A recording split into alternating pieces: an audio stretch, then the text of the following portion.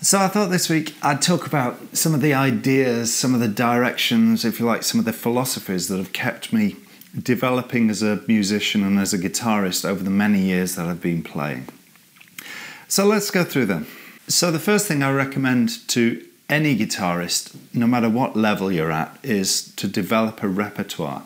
Just have, say, 2 or 3 songs that you can play if someone hands you an acoustic guitar. You can imagine the situation, it happens quite a lot. You know, you go into a new place, you meet someone new, there's a guitar lying around, someone hears that you're a guitarist, so they give it to you. And you'd be amazed at the number of really very good players who have nothing when they're put in that situation. Especially classical guitarists and especially electric guitarists, lead guitarists. The classic problem for a classical guitarist is that they play all the time with sheet music in front of them, and so they just don't remember the piece. Or for the electric guitarist, he's so used to playing a guitar with distortion, he's so used to playing with a backing track, with an accompaniment, that when he's put in that situation, they're like a fish out of water. So I always recommend having a couple of songs, a couple of tunes that you can just play when you're put in that position. And the other thing to do is to challenge yourself to always play as well. It's a great way of getting over stage fright, getting over performance anxiety. The only way I know of doing that really is to actually perform, and the more you do it, the easier you find it will get.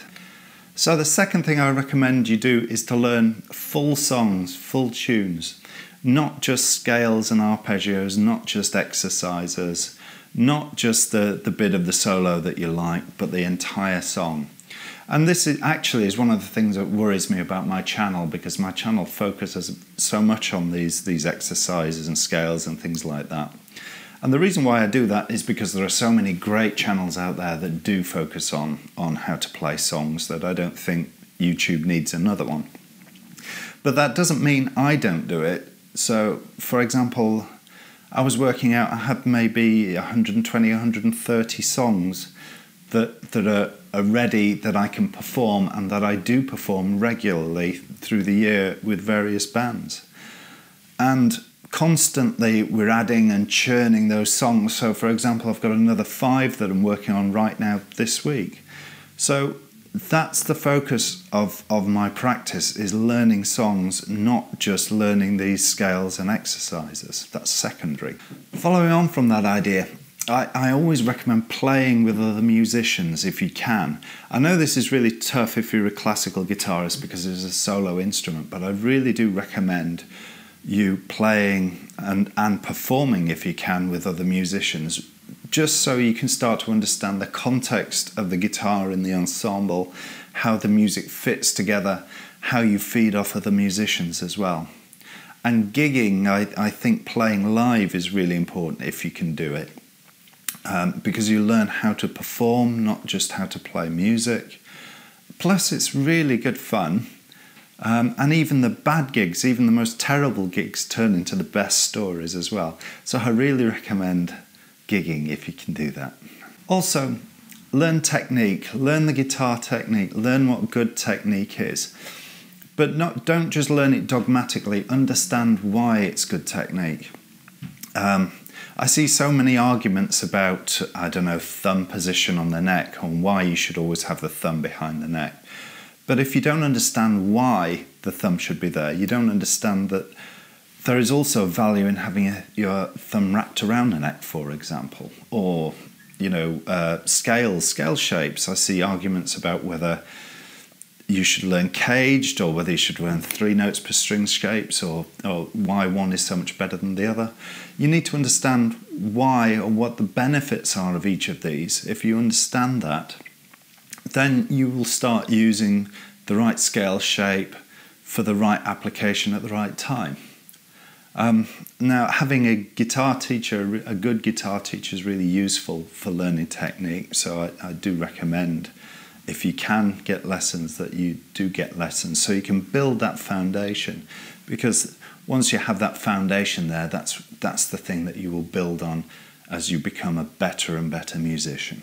But playing music is not just about technique. You need to focus on developing as a musician as well. So this means understanding, hearing scales, being able to sing scales. Can you sing a major scale? Can you sing a minor scale, a melodic or a harmonic minor? Do you know your intervals? Do you actually connect with the music that you're playing? But also, do you understand the vocabulary of music? Can you communicate effectively with other musicians?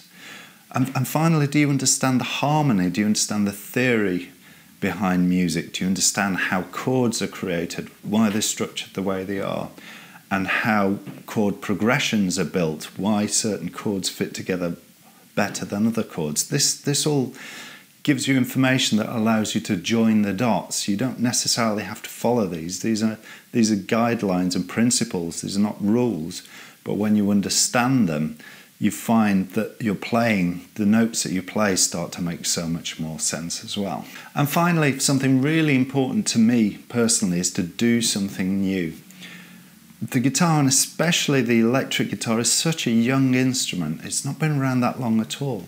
If you think about how the guitar and the guitar sounds have evolved just over the last 50 years, for example, you understand that we're only just scratching the surface of the techniques and the sounds that you can get out of an instrument like this.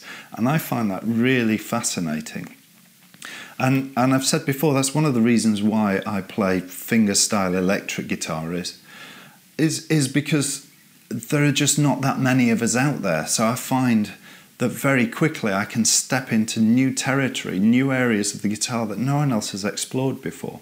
And I find that fascinating.